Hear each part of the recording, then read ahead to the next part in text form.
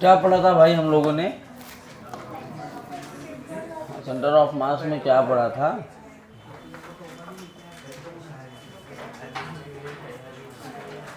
क्या था last question centre of मास में?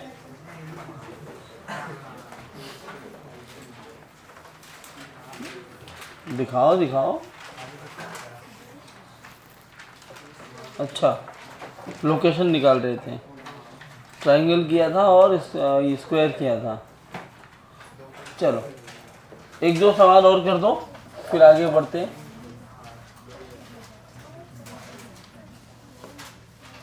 ये ट्रायंगल है, ये एम, इस कॉर्नर पर भी एम रखा है, इधर भी एम रखा है, ए और ए। आपको बताना है इसका सेंटर ऑफ मास कहाँ है, considering this point A S origin. और दूसरा सवाल एक और ले लो।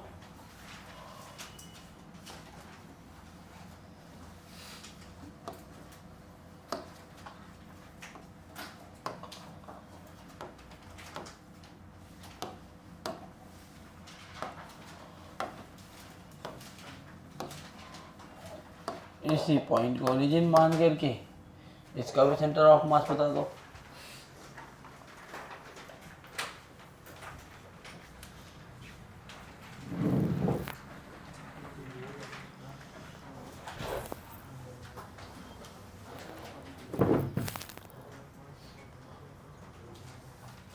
तरीका तो आपको पता ही होगा ना कैसे करते हैं, लास्ट लेक्चर में यही सवाल किए थे।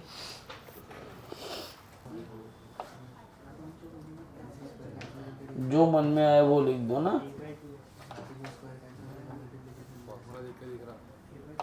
तो आया भी था ना, तो तुझे फॉर्मूला नहीं पता? फॉर्मूला क्या है?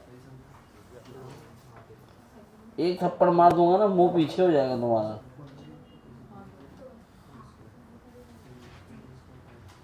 मस्ती करने से फुर्सत ही नहीं मिलती तुम्हें।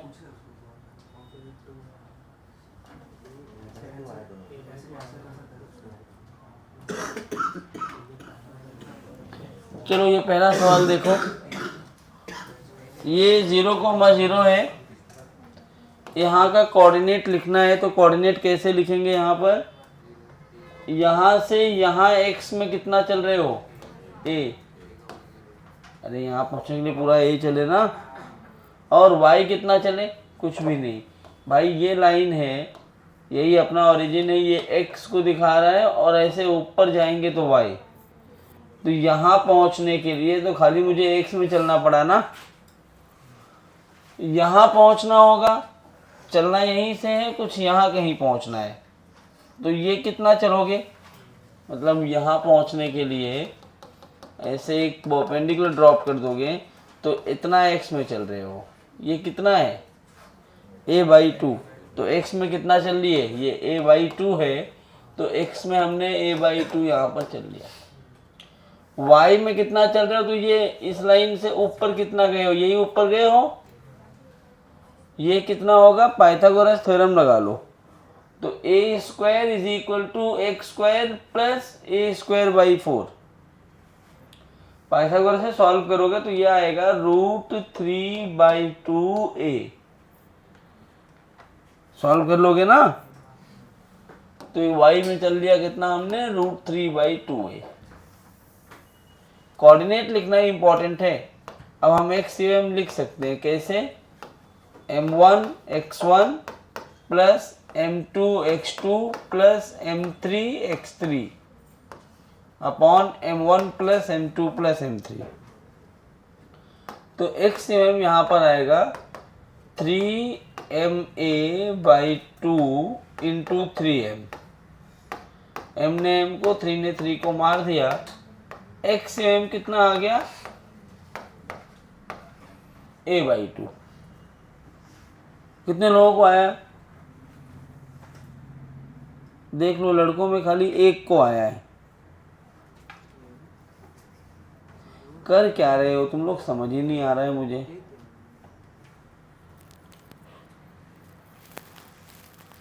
अरे तुम्हें प्लस माइनस नहीं आता? तो ए क्यों लिखा पे? एम लिखना है ना वहाँ पे। जब m को m दिया तो a कैसे ले लिया? तो फिर m को a और a को m दिया।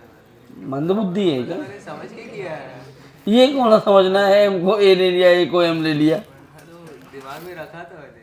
वही दिमाग ही तो गलत रख लिया ना दिमाग में, उसके लिए दिमाग होना चाहिए। तो तुम लोग दान दे चुके हो किसी को। m1 y1 में 0, इसका भी y कोऑर्डिनेट 0 है और तीसरे का y कोऑर्डिनेट है √3a/2, नीचे 3m। सॉल्व करोगे तो ये बन जाएगा √3ma/2 इंटू 3m। m ने m को मार दिया, ये √3 इसको मारेगा तो यहाँ √3 बचेगा, y से m आ गया a/2 √3। जरा इसको लोकेट करने की कोशिश करते हैं कि ये कहाँ पर है, सेंटर ऑफ मास की लोकेशन है कहाँ पर। तो x में कितना चलना पड़ेगा अपने को, a/2 मतलब यहाँ कहीं, y में a/2 √3। अगर आपको थोड़ी भी ज्योमेट्री आती है, 9th-10th में पढ़ा है आपने, तो ये वाला जो पॉइंट देख रहे हो ना, ये डिस्टेंस होता है a/2 √3।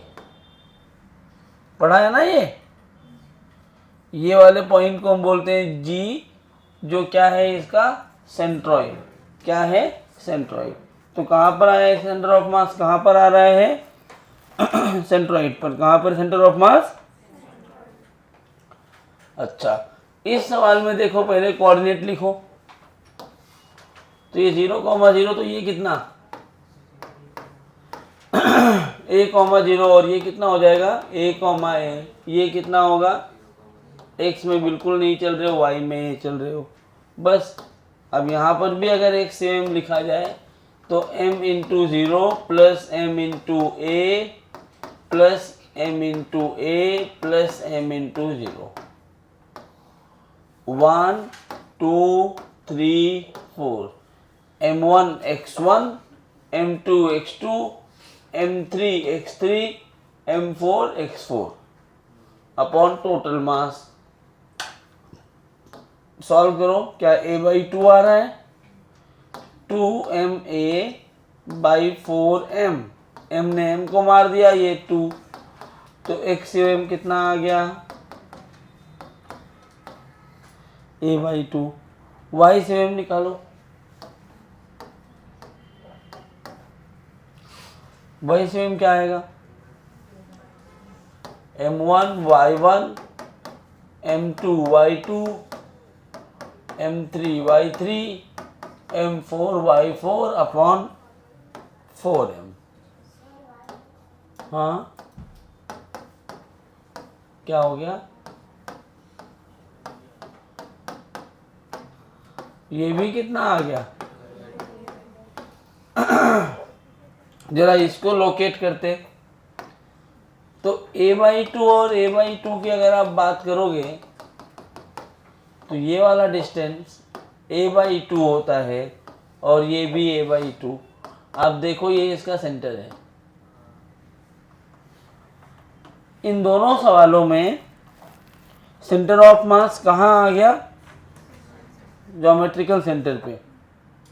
क्या ऐसा किया, सेम क्वेश्चन हमने लास्ट लेक्चर में किया था, वहां पर सेंटर नहीं आया था,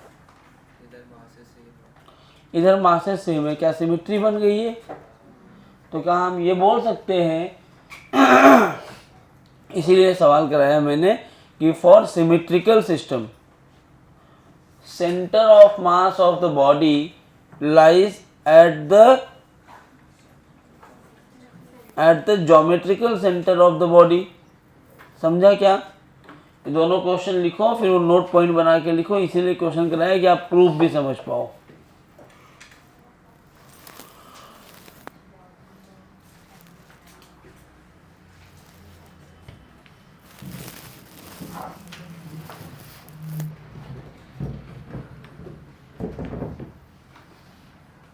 उधर बैठा रहूंगा हम फालतू में, नितिन मार खा जाएगा। क्योंकि जिस तरह की हरकतें वो कर रहा है, क्वेश्चन देखने के बाद लगता है उसको ऐसे बेटर कोई नई प्राचीन काल की चीज देख ली है, ऊपर मुंडी उठाता ही नहीं है, वही देखता रहता है।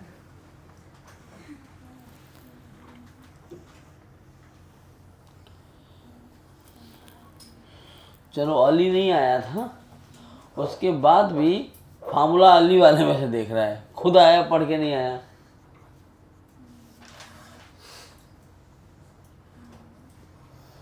ये पूरा चैप्टर जो है वो किसका खेल है? खाली कोऑर्डिनेट लिखने का। इधर देखो, ये 0,0,0 है, सबको नाम दे दो, पहले लिखने में आसानी होगी। 1 2 3 4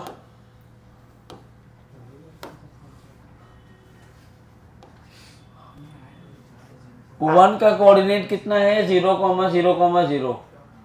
2 का कोऑर्डिनेट कितना होगा? देखो 2 पर पहुंचने के लिए खाली इस लाइन पे चल रहे हो, x पे चल रहे हो, कितना a, y पर तो चले नहीं, z पर चले नहीं। यहाँ पहुंचना हुआ तो डायरेक्ट नहीं चल सकते, पहले यहाँ से यहाँ गए, 1 से कहाँ पर आए? 2 पर, कितना चल के?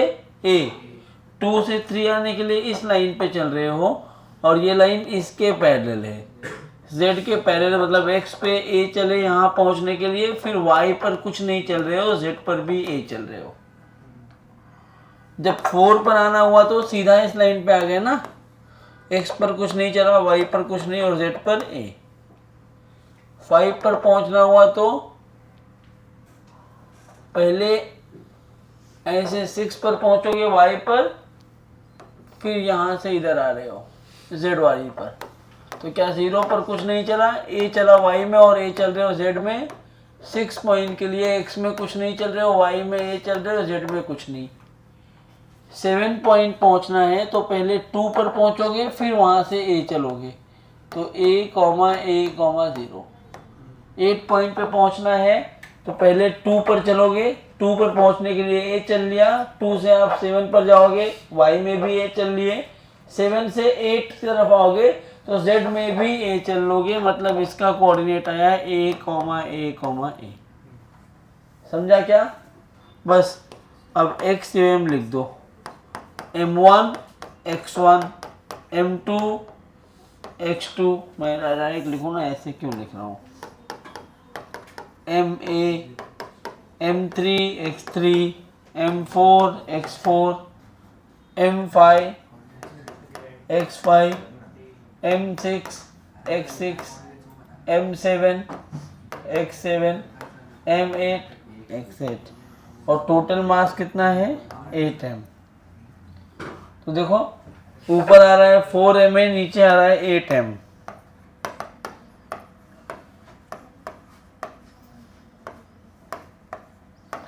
तो x क्या आ जाएगा? अब आप ऐसे y भी निकालोगे, वो भी वही आएगा, m1 y1 m2 y2 m3 y3 m4 y4 m5 y5 m6 y6 m7 y7 m8 y8। इसको भी सॉल्व करोगे तो ये भी a/2। ऐसे z निकालो, m1 x1 m2 x2 m3 x3 m4 x4 m5 f5 m6 s6 m7 x7 m8 s8।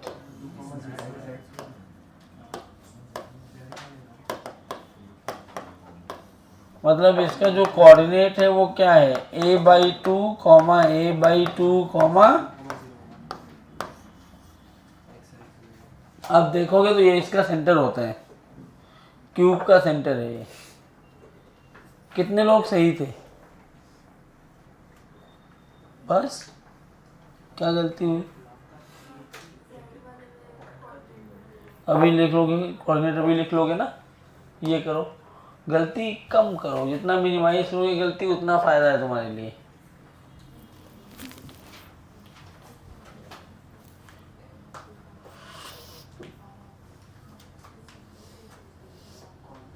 Next question देखो, L की तरह दिखने वाला, एल शेप्ड लैमिना बोलते हैं इसको। एक प्लेट है जो एल की तरह दिख रहा है, टोटल मास इसका 3 kg है। कोऑर्डिनेट्स यहाँ पे बनाया हुआ है, आपको बताना है इसका सेंटर ऑफ मास कहाँ होगा। अब आपको वो कॉन्सेप्ट याद करना पड़ेगा जो अभी हमने पढ़ा था कि सेंटर ऑफ मास कहाँ लाई करता है, ज्योमेट्रिकल सेंटर पर। किसके लिए? सिमेट्रिक बॉडी के लिए। आधा सही सोचा फिर, 3 इंटू नहीं करना है, तीनों पार्ट में 3 अलग पार्ट बना लिया तो तीनों का सेंटर ऑफ मास उसके ज्योमेट्रिक सेंटर पे आ जाएगा। तीनों का मास उसके सेंटर ऑफ मास में मानो और 3 पॉइंट मास बना के कोऑर्डिनेट लिखो। नीचे अपॉन 3m में करने आऊँगा। अरे सॉरी सर। देखो ये 0,0 है। सबसे पहले इसको अगर मैंने ऐसे सवाल आ जाए ना, तो इनको मैं अगर ऐसे यहाँ से बांट दूँ, 3 अलग अलग स्क्वायर दिख रहे हैं क्या? ये पहला स्क्वायर तीनों सिमेट्रिकली बटे तो सबका मास कितना? 1 kg 1 kg 1 kg। अच्छा, इस 1 kg का सेंटर ऑफ मास तो यहाँ आ जाएगा, यहाँ पर पूरा मास है। इसका सेंटर ऑफ मास यहाँ आएगा और इसका सेंटर ऑफ मास यहाँ। सेंटर ऑफ मास क्या होता है? पूरी बॉडी का एक ऐसा पॉइंट जहाँ पर पूरा मास मान सकते हैं। तो मैंने इस पॉइंट पे इस वाले स्क्वायर का पूरा मास मान लिया 1 kg। इस पॉइंट पे इसका पूरा मास मान लिया, इस पॉइंट पे इसका। मतलब ये जो एल शेप लैमिना दिख रहा था, अब ये 3 पॉइंट बन चुका है। क्या बन गया? ये 3 पॉइंट। अब पहले पॉइंट के लिए अगर कोऑर्डिनेट लिखना है तो मैं यहाँ से एक वर्टिकल लाइन अगर ऐसे ड्रॉप करूँ, तो ध्यान से देखो, ये वाला इतना सेपरेशन 1 मीटर होगा और ये भी 1 मीटर। ज्योमेट्री बता रही है ये देख करके, ठीक है। तो इस पॉइंट का जो कोऑर्डिनेट है, यहाँ पहुँचने के लिए मैं एक्स में इतना चलूँगा, मतलब आधा, और वाई में ये पूरा 1 है, तो क्या ये भी हाफ हो जाएगा? इस पॉइंट पे पहुंचने के लिए एक्स में तो मैं हाफ चल रहा हूं, लेकिन वाई में यहां तक मैं 1 चल चुका हूं, इसके ऊपर ये हाफ और है 1.5। इस पॉइंट पे पहुंचने के लिए एक्स में मैं इतना 1 चला, फिर इतना हाफ, तो एक्स में 3/2, वाई में तो हाफ ही चल रहे हैं।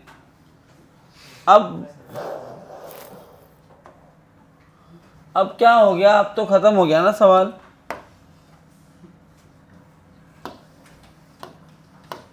एक्स में लिखूंगा m1 x1 plus m2 x2 plus m3 x3, m1 plus m2 plus m3। Solve करो। 1 मतलब ये कितना? 1 1 2 3 5/2 और नीचे 3 है, 5/6 मीटर। समझा कहाँ गलती हो रही थी? कौन कौन गलत किया था? Very good. तुम लोगों को काटो मारो, खून नहीं निकलेगा, पाप तो लगेगा ही नहीं। अली, अली आया था? क्यों नहीं सर? तो देखो x में भी 5/6 है और y में भी, मतलब 0.8 होता है 5/6, नियर अबाउट 0.85। तो यहाँ से 0.8 मतलब यहाँ कहीं इस पूरी बॉडी का सेंटर ऑफ मास आएगा। नोट करो। मैं अच्छे सवालों तक कैसे पहुँचूँ बताओ? आगे बैठ के नहीं कर पा रहा है, और मस्ती कर, और मस्ती कर। तेरे दोनों नाम और कहाँ गए? नील और मुकेश। नितिन तो यहाँ बैठा है, कहाँ भाग गए? कहाँ बाहर गए? नहीं पता कहाँ गए? कहाँ? गेट के बाहर गए? हाँ, तुम कैसे बच गए? तुम्हें भी जाना चाहिए था गोवा, तो अकेले गए? अच्छा,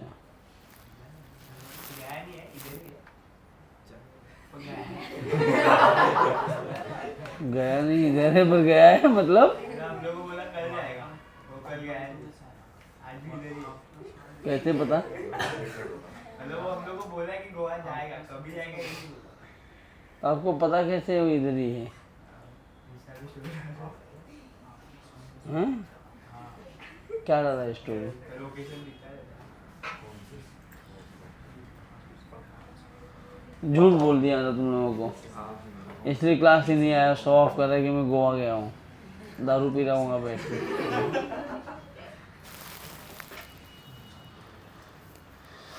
मैं अभी तक गोवा नहीं गया, तुम लोग अभी गोवा चले जा रहे हो। कभी नहीं गया मैं गोवा, अलाउड नहीं है हमारे घर में। तुम वहाँ जाओ न पियो तब भी सब बोलेंगे तुम पी ही लिए हो, जैसे नितिन पी के आता है बराबर। ये तो इसको जाने की जरूरत ही नहीं, तो मुंबई में ही पी रहा है, नशे में बैठा है, देख नहीं रहे हो? हाँ, अब भाग जाएगी नींद। नींद क्यों आ रहा है भाई? रात भर क्या कर रहे थे? दारू पी रहे थे? चलो नेक्स्ट, अब थोड़ा और वैरायटी। हाँ,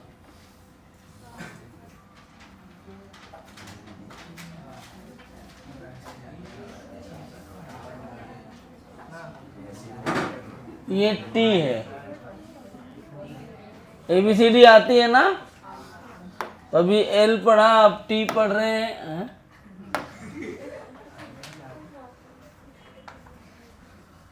टी में ये 2 मीटर है, ये 3 मीटर है, नहीं ये 6 मीटर है, ये भी 6 मीटर, ये 2 मीटर, ये 3 मीटर और ये 3 मीटर। बताइए, ये इसका ओरिजिन वाला पॉइंट है, पॉइंट O। आपको बताना है इसका सेंटर ऑफ मास कहाँ होगा। जरा ABCD पढ़ा दूँ तुम्हें, आओ मिल के करें क्या? जब ऐसे सवाल आ जाए जहां पर मास नहीं दिया है, जब ऐसे सवाल आए जहां पर मास नहीं दिया है, सबसे पहला काम क्या होगा? मास ढूंढना। क्या होगा पहला काम? तो मास कैसे ढूंढेंगे बच्चों? अब मुझे ये पता है, अगर मैं यहां से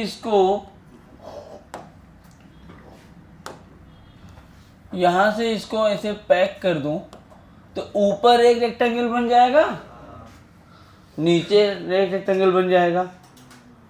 और जब कुछ नहीं बोला है मतलब मास का डिस्ट्रीब्यूशन इवन होगा, एक जैसे मास है तो यूनिफॉर्म मास में अभी हमने पढ़ा मतलब सिमेट्री हो जाएगी। सिमेट्री में सेंटर ऑफ मास कहाँ आता है? उसके ज्योमेट्रिकल सेंटर पे। तो जो ऊपर वाला रेक्टेंगल दिख रहा है, क्या उसका सेंटर यहाँ पे आएगा? इसको C1 मान लेता हूँ, ये अपना ओरिजिन है, तो ये पॉइंट क्या होगा? 0,-1। सही है ना? क्योंकि ये 2 है, इसका आधा ही तो होगा इस सेंटर ऑफ मास। अरे यार, ये कैसे खुल जाता है? और ये नीचे वाला जो रेक्टेंगल है, इसका सेंटर यहाँ आएगा। जरा बताओ, ये C2 है, तो ये कितना दूर? यहाँ से यहाँ तक आओगे तो 2 आगे, और ये 3 और 0,-5। करेक्ट। सेंटर तो मिल गया, लेकिन अभी मुझे मास नहीं मिला है। तो मास कैसे निकालते हैं? सबसे पहले जब कुछ ना दिया हो तो ऐसे मान लिया करो, late mass per unit area is sigma. तो जो पहले वाले का मास होगा, देयरफॉर M1 देखो मास पर यूनिट लेंथ का मतलब सिग्मा है, तो sigma is equal to m1/a1 लिख सकता हूँ मैं। मास अपॉन एरिया, यही तो है मास पर यूनिट एरिया। तो m1 क्या लिखोगे, सिग्मा इंटू a1। अच्छा मुझे बताओ a1 कितना है, ये ऊपर वाले का एरिया कितना है, रेक्टेंगल का एरिया क्या होता है, तो लेंथ कितनी है यहाँ से यहाँ तक 8 और ये 2, मतलब ये बन गया 16 सिग्मा। सिमिलरली अगर मैं m2 लिखूं तो सिग्मा इंटू 6 इंटू 2 इसका एरिया, तो m2 कितना 12 सिग्मा। अरे बोलो समझ नहीं आया क्या, जब मास ना दिया उसे सिग्मा मान लिया करो, फिर उसमें एरिया से मल्टीप्लाई कर दो, मास मिल जाएगा। अब x वाला सेंटर ऑफ मास तो 0 0 दिख रहा है, तो खाली y में काम आएगा, तो y से m लिख दूंगा मैं m1 y1 plus m2 y2 upon m1 plus m2। m1 की वैल्यू है 16 सिग्मा, y1 है -1, m2 की वैल्यू है 12 सिग्मा, y2 है -5 upon 16 sigma plus 12 sigma. Solve करो, -72 सिग्मा अपॉन 28 सिग्मा, सिग्मा मर गए, -36/14 या फिर y से m आएगा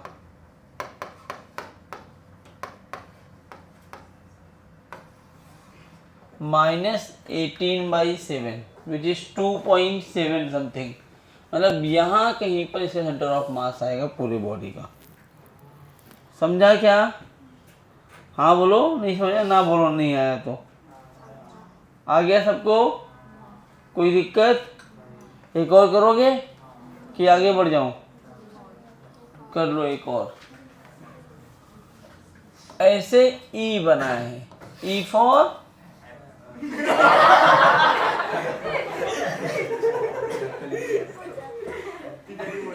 आज ही पैदा हुए हो क्या, ई फॉर एप्पल। पता नहीं कौन से स्कूल में पढ़े थे, क्या नाम था स्कूल का, मैं जाता हूं आज। लोग तुम्हें जानते हैं कि नहीं जानते वहां पर,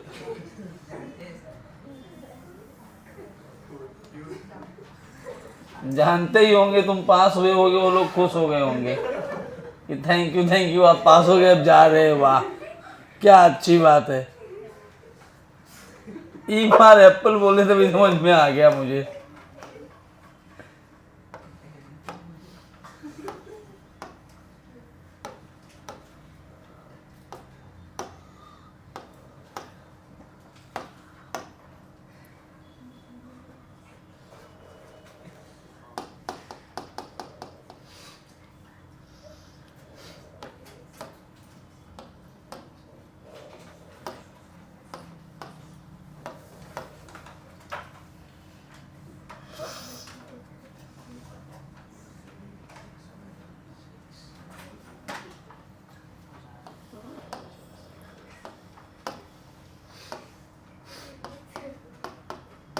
सवाल वही है, find location of centre of mass. ABCD पढ़ाना पड़ रहा है, बताओ। हाँ? अच्छा 76 आएगा, गुड। तो कितना हो जाएगा ये, 38/14, 19/7। अब ठीक है,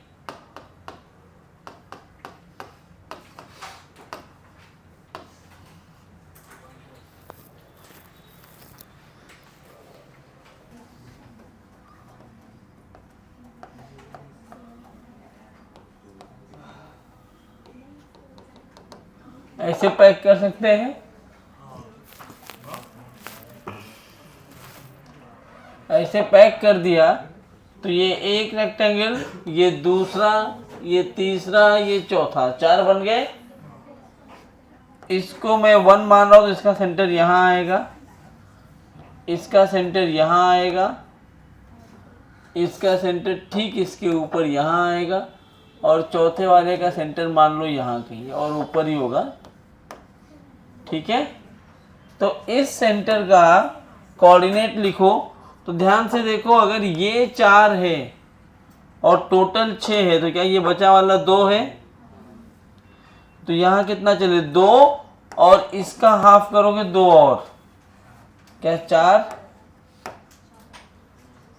एक्स कोऑर्डिनेट कितना हो गया 4, वाई में कितना चलोगे 1, 4,1।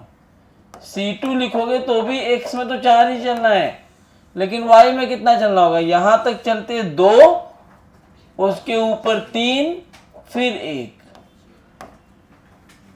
C3 लिखोगे तो ये भी 4 ही है, लेकिन कितना यहां तक 2, 3, 2, 7, 3, 10 और 1, 11।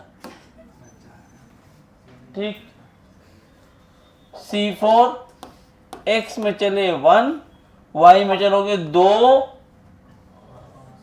टोटल कितना है ये 2, 3, 5, 2, 7, 3, 10, 2, 12, तो y में 6 हो जाएगा ना, 12 का आधा। अब मुझे मास रखना पड़ेगा सबका। चल क्या रहा है, तोड़ फोड़ दे रहे हो क्या सब?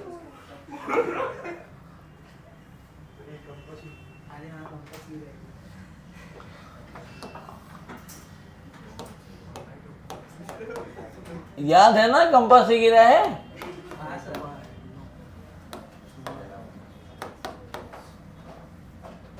मास पर यूनिट एरिया को मैं सिग्मा बोल देता हूं। क्या बोल देता हूं? तो अगर मैंने इसको सिग्मा बोल दिया तो सिग्मा क्या होगा, m1 बाई a1, किसके लिए, या ऐसा लिखो m बाई ए। देयरफॉर जो m1 होगा वो लिखा जाएगा सिग्मा इंटू ये वाले का एरिया। कितना एरिया है ये, 4 इंटू 2, सही है क्या? मतलब m1 की वैल्यू 8 सिग्मा, m2 की वैल्यू भी 8 सिग्मा आ जाएगी, m3 भी वही आएगा, m4 लिखते हैं, m4 आएगा सिग्मा 12 इंटू 2। बस यार, अब तो हो गया, सवाल ही खत्म। x m लिखा जाएगा m1 x1, m2 x2, m3 x3, m4 x4, बराबर ना? मुंह में जबान नहीं है क्या? आया समझ? सब लोग बोलो। कानों को थोड़ा अच्छा लगे कि सही लोगों को पढ़ा रहा हूँ मैं। हाँ नितिन, ऐसे क्या होता है बे? हाँ, m1 क्या होगा,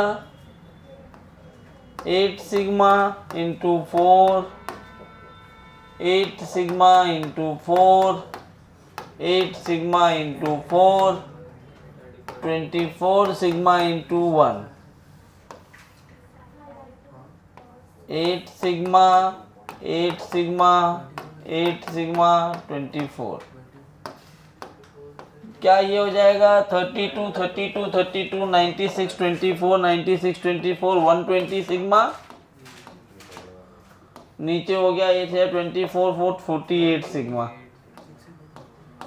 8 से ये 6 और ये 15। एक्स सेंटर ऑफ मास आएगा 15/6 मीटर। हाँ, अरे वाह। अब ठीक है, 5/3 मतलब 1.33, मतलब x में तो यहाँ कहीं आ रहा है वो। अच्छा 2.5 मतलब यहाँ कहीं आ रहा है। चलिए y से वेव निकालिए।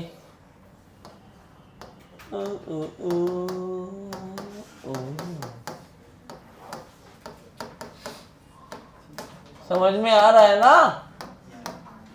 अरे बोल दो यार। या कौन था ये?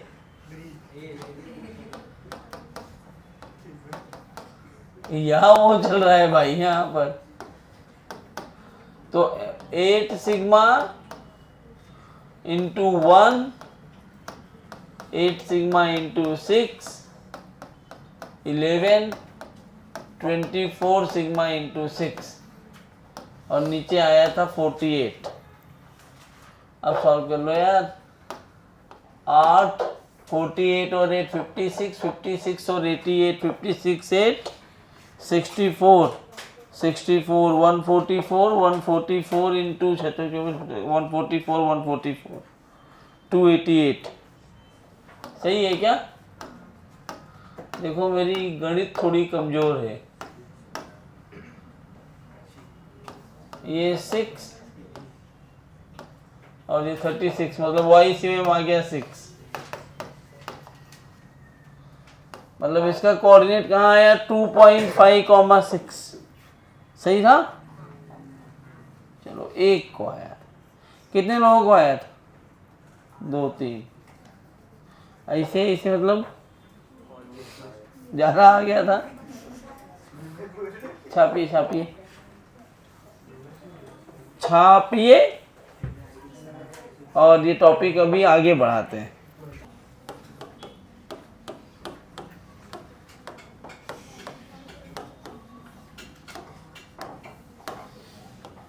सही लिखा ना? मुझे अंदाजे से लिखना पड़ा, मुझे दिख ही नहीं रहा मैं क्या लिख रहा हूँ।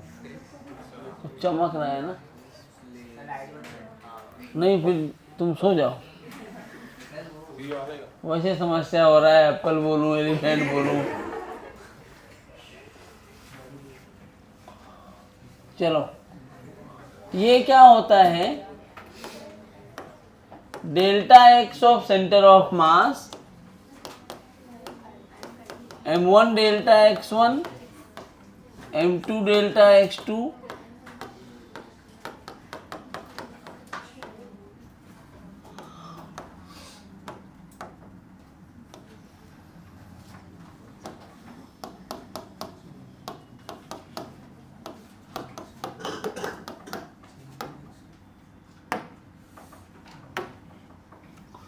ऐसे ही डेल्टा वाई सीएम क्या होगा?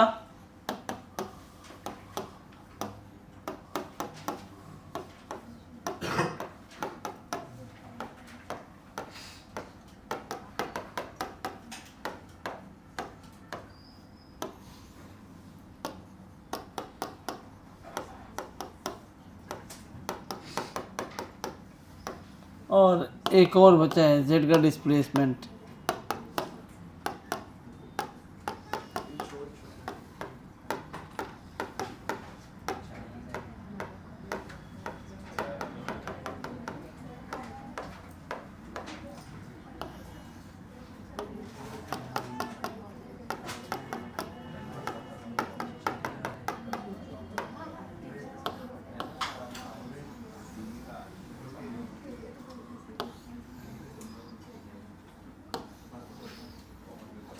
ठीक है, ये डिस्प्लेसमेंट का फार्मूला कहाँ से आया है?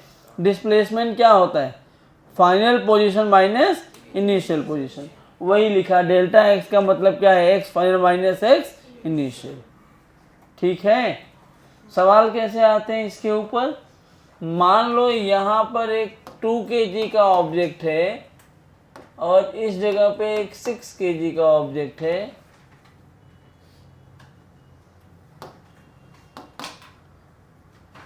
पूछता है if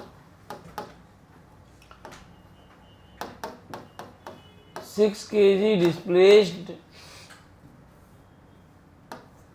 right by 2 meter, then find out the displacement of kg such that पहला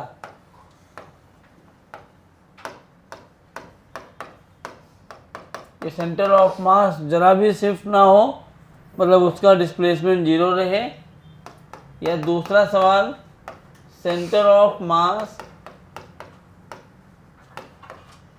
displaces right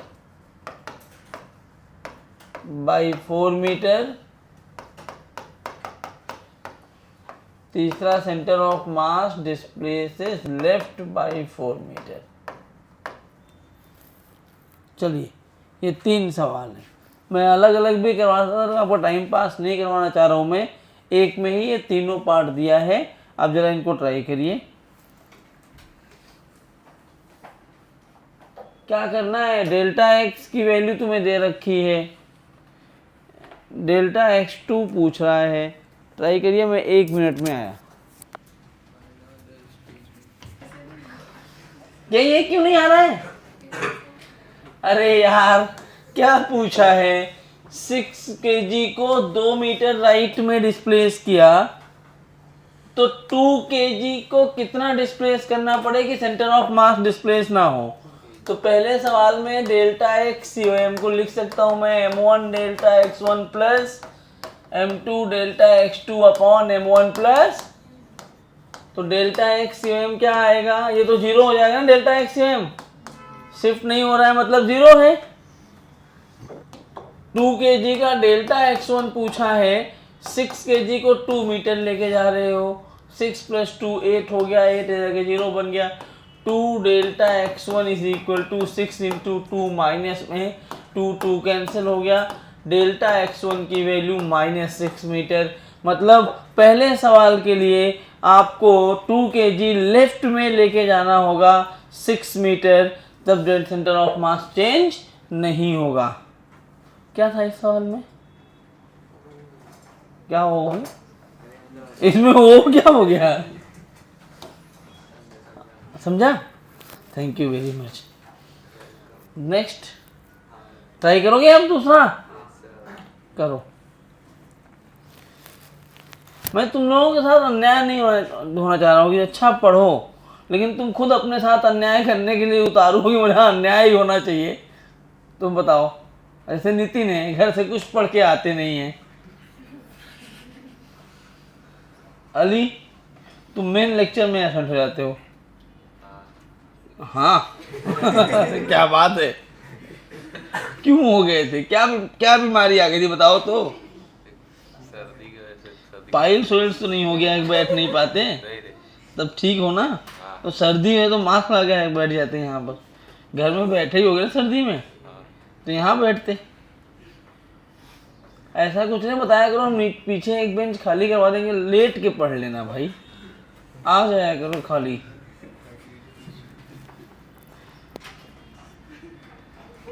और मुझे बताया है किशन सर ने, फुल परमिशन है,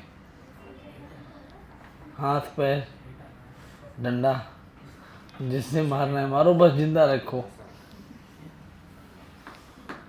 सच है तो बोला, तुम्हारे नहीं परमिशन, तुम्हारे घर से नहीं मिला? अरे वैसे बोला कि ठीक था, थोड़ा थोड़ा मैं देखता हूँ मारना। ठीक है मैं बात कर लेता हूँ, मेरी केयर की थी सर, मैं बात कर लेता हूँ दोबारा, एकदम अच्छे से एक्स्ट्रा केयर करेंगे घर वाले। हाँ मारो मारो बस जिंदा रखो, हाथ पैर तोड़ देना बस, कमर की हड्डी ना टूटेगी, बैठ रहा है वो बस। तुम लोगों को पता नहीं है ना, पूछो रूबी वालों से कितना रुलाया मैंने नीट वालों को, अगला PTM तुम्हारा मैं ही लूँगा। हाँ मैं बता रहा हूँ ना, रो रो के जाओगे सब, तभी तो मज़ा आएगा। हाँ 10 क्या, राइट लेफ्ट 10 मीटर राइट, सही है। दूसरे नेक्स्ट, सबको एक जैसा आ गया सही होगा।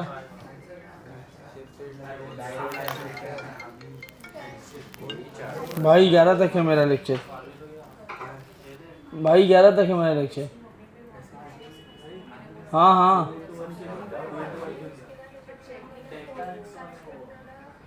मेरा 11 तक है। हाँ हाँ निकल जाएगा, मुझे टाइम, हाँ टाइम लगेगा, हाँ हाँ निकल, ओके।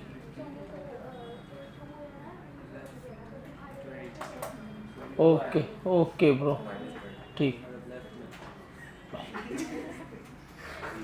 शिवम सर, उनका ख़त्म हो गया लेक्चर ना।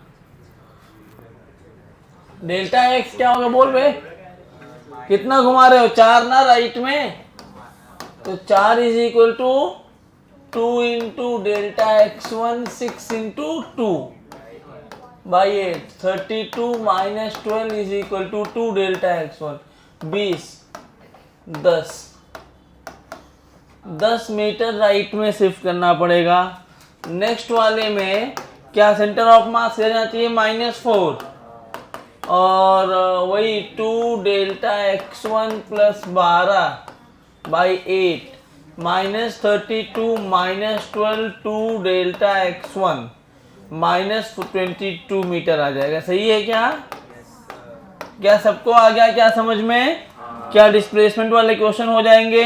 अरे जोर से बोलो, और जोर से। अभी बुलवाऊंगा जय माता दी।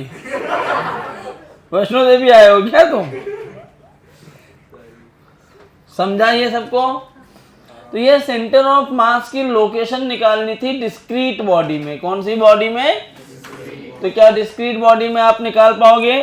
समराइज करता हूँ क्या क्या सीखे आप लोकेशन ऑफ सेंटर ऑफ मास के लिए। फार्मूला क्या होता है? डेल्टा एक्स एम क्या होता है? एक्स एम क्या होता है? m1 x1 m2 x2 m3 x3 f2 mn xn upon m1 plus m2 plus m3 f2 mn। Y C M क्या होता है? m1 y1 m2 y2 m3 y3 up to mn y1 upon m1 plus m2 plus m3 f2 mn। Z C M क्या होता है? m1 z1 m2 z2 m3 z3 f2 mn zn upon m1 plus m2 plus m3 f2 mn। बोल, ये पढ़ा हमने। फिर हमने पढ़ा for symmetric body centre of mass lies at geometrical centre. कहाँ लाई करता है वो? ज्योमेट्रिकल सेंटर पे। If mass is not given then we can consider sigma. If mass is not given then we can consider sigma which is mass per unit area. क्या होता है? Mass per unit area. In case if you want length only तो आपको sigma नहीं लेना है, तब आपको लेना पड़ेगा लैम्डा। क्या लेना पड़ेगा?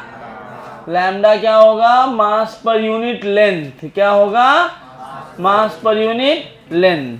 फिर हमने सीखा डिस्प्लेसमेंट का क्या फार्मूला होता है? Delta X C M is equal to m1 delta x1 plus m2 delta x2 plus m3 delta x3 up to mn delta xn upon m1 plus m2 plus m3 up to mn। सही बात है क्या? क्या सबको समझ में आया है? अब रीडिंग बनाइए। Location of centre of mass for continuous body. Location of centre of mass for continuous body.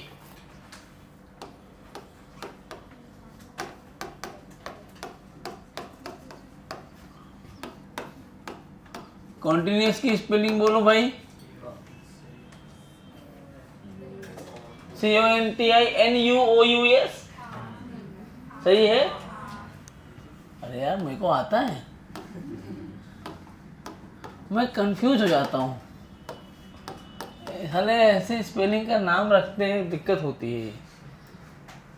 चलिए, मतलब जिस बॉडी पर मास पूरी बॉडी पर बटा हो उसका सेंटर ऑफ मास लिखना हम सीखेंगे। उसको हम बोलते हैं location of centre of mass of continuous body. नहीं, तू अच्छे से पढ़, रिजल्ट तेरा चाहिए। मजा आया? नींद भागी? अभी आ रही है कहीं से? किधर इधर से निकल रही है? कहाँ से? और रॉड के लिए सेंटर ऑफ मास निकालते हैं। देखो मजे लेके पढ़ो। आज वो डिस्टर्बिंग एलिमेंट थोड़े कम हैं, जो थे वो आगे बैठ गए हैं, तो आज डिस्टर्बेंस कम है, इसलिए मुझे अच्छा लग रहा है। बताओ रॉड के लिए कैसे निकालेंगे सेंटर ऑफ मास? एक रॉड ये है बच्चों।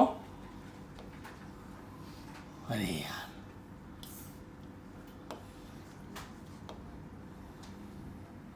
ये रॉड है। रॉड मतलब थिन रॉड। कौन सी रॉड? इसका मास m ले लिया मैंने और लेंथ l। तो मास m हुआ और लेंथ l।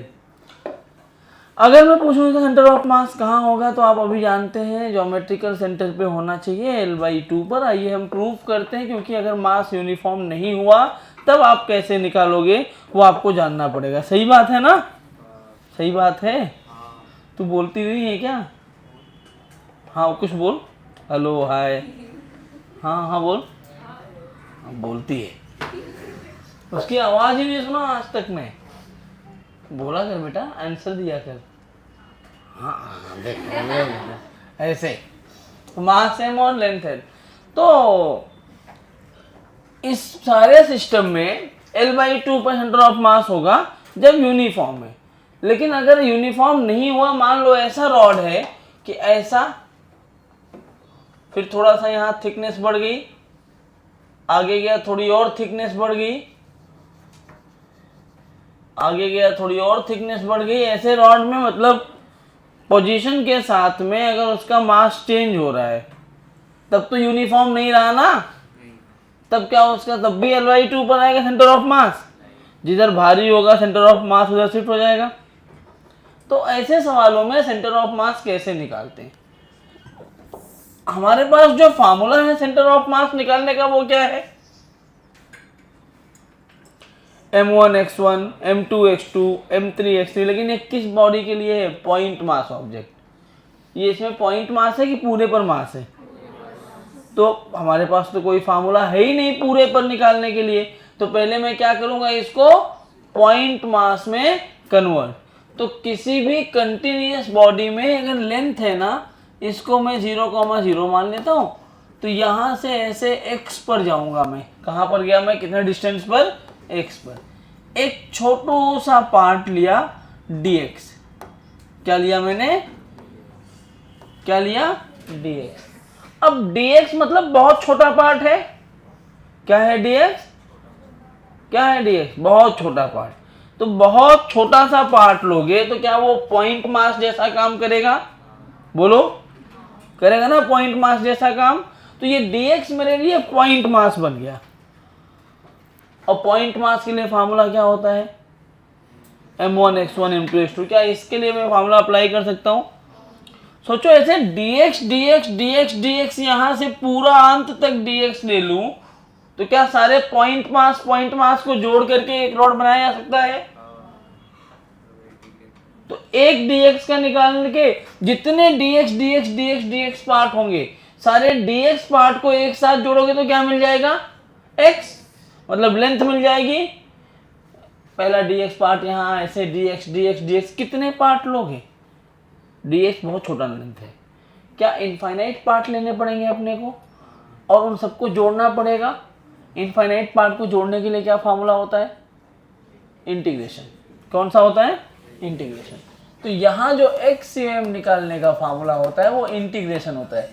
m1x1 मतलब dm into x upon m1 plus m2 total mass. This is the formula where this x is what? This x is coordinate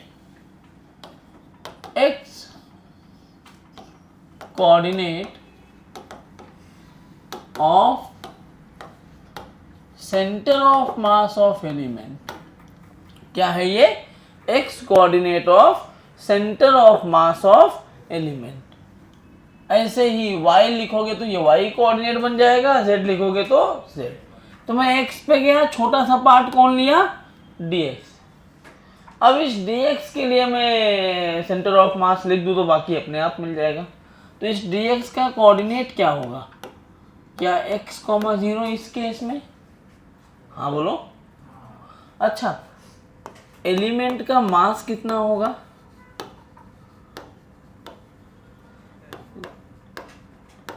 अब ये भी तो निकालना पड़ेगा ना।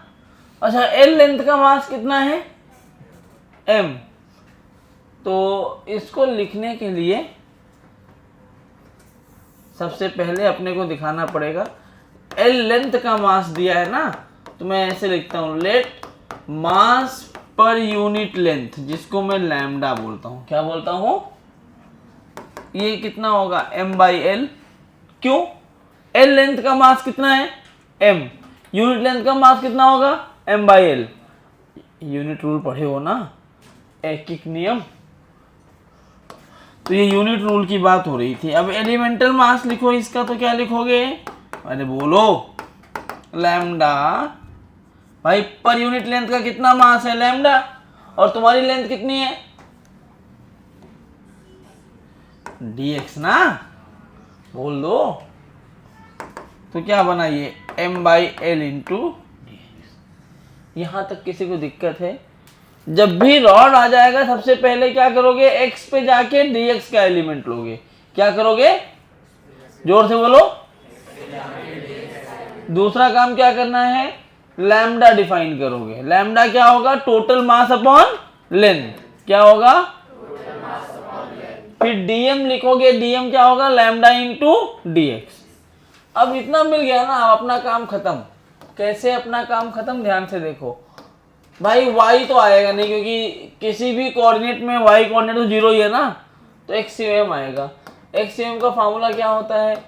Integral of dm into x upon dm। तो xm लिखा जाएगा dm इंटू एक्स का मतलब dm की वैल्यू कितनी है? ml/dx, m/l/dx। और x कोऑर्डिनेट कितना है? x, इस केस में अपॉन m/l इंटू dx। अच्छा, अब दूसरा इंटीग्रेशन लगाया तो लिमिट लगाना पड़ेगा। मुझे बताओ, ऐसे dx के जो इनफाइनाइट एलिमेंट ले रहे हो, पहला एलिमेंट कहाँ लोगे? बिल्कुल इस जगह पे। जब इस जगह पे लोगे तो x की कितनी वैल्यू होगी? तो लोअर लिमिट कितनी होगी? 0। ध्यान से देखना मैं कैसे लिमिट ले रहा हूँ। और आखिरी एलिमेंट कहाँ लेना होगा पूरा रॉड लेने के लिए? इस जगह पे। जब यहाँ लोगे तो ओरिजिन से कितना डिस्टेंस? l ना, तो लिमिट आ गई 0 से l। समझा? बस खत्म हो गया, अब तो सवाल सॉल्व। x क्या आएगा? m/l बाहर आ गया, x dx लिमिट 0 से l। यहाँ भी m/l बाहर आ गया, dx लिमिट 0 से l। m/l ने m/l को मार दिया। x dx क्या होता है? x²/2 जो बन जाएगा l²/2 अपॉन l। l ने l को मार दिया।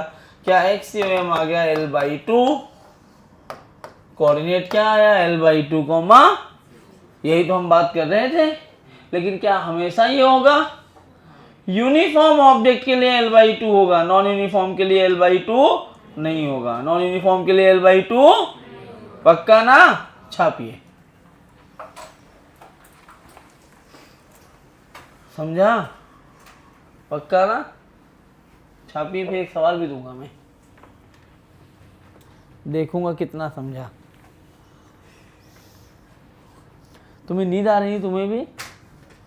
अभी नितिन की नींद भागी है, तुम्हारी भी हो जाएगी अभी। भाई साहब लिखते रहोगे क्या आज? बोलना मत। अभी एक बार बोले नहीं हुआ, फिर चुपचाप सो भी गए लिख के। सब देखो पिकनिक पे आए हैं। हाँ 10 मिनट बहुत होता है, समझ में आ रहा है? 10 मिनट। एक रॉड है, चलिए, एक रॉड है जिसकी लेंथ अपने को l दी है।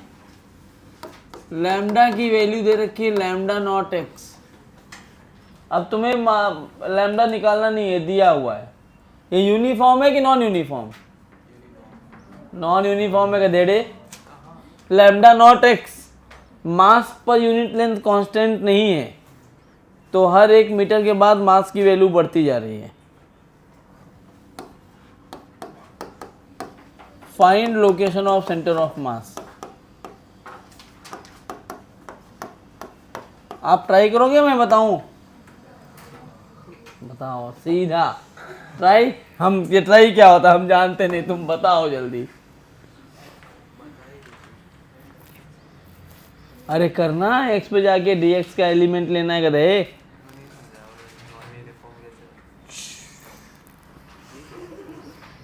x 0 पर क्या होगा मास? लैम्डा की वैल्यू 0। x 1 पर क्या होगा? नॉन यूनिफॉर्म वेरिएबल को ही बोलते हैं। पूरा प्रोसेस जो अभी किए थे कट कॉपी पेस्ट करो। तुम्हारा नाम क्या है? शिवम चौधरी।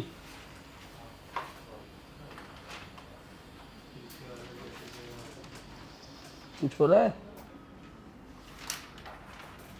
कहाँ ही होगा। मैं कह रहा हूं, देखो यहां से वही स्टेप x पे जाओ, dx का एलिमेंट ले लो, इसका कोऑर्डिनेट क्या हो जाएगा x, 0। फिर क्या लिखोगे आप? एलिमेंटल मास, जो ये dx पार्ट लिया इसका मास क्या होता है? Lambda dx। तो dm की वैल्यू क्या आ जाएगी? Lambda naught x dx। ठीक, अब बस फार्मूला लगा दो। x COM क्या लिखोगे? Integral of dm into x upon integral of, जरा देखो तो dm की वैल्यू कितनी है? Lambda naught x dx into x upon lambda naught x dx, dm की वैल्यू। लिमिट कहाँ से कहाँ तक? तो वही अभी जो कराया था, 0 से लेके l तक। देखो क्या लैम्डा नॉट कैंसिल हो गया, ऊपर आ रहा है x स्क्वायर dx लिमिट 0 से l, नीचे आ रहा है x dx लिमिट 0 से l। अरे बोलो, समझ में आ रहा है ना क्या करना है? बस तो x COM क्या आ जाएगा? l square by 2 upon l, नहीं l cube by 3 upon l square by 2। ये कैंसिल होगा, x की वैल्यू आएगी 2l बाई 3। हो गया centre of mass 2l by 3 पर। ऑफकोर्स जैसे आगे बढ़ रहे हो मास बढ़ रहा है, तो l बाई 2 पर नहीं होगा, इधर भारी होगा उधर मास शिफ्ट होगा, तो इसका पूरा मास आएगा 2l बाई 3 पर। आई बात गई समझ में? छाप लीजिए। एक और सवाल आपको होमवर्क दे रहा हूं मैं। लेंथ है l, लैम्डा है ax plus b, where a and b are constants. Find location of center of mass. Location खत्म हो चुका है, अगले लेक्चर में हम मोशन चालू करेंगे, 1-2 सवाल और करके। जाइए, बाय।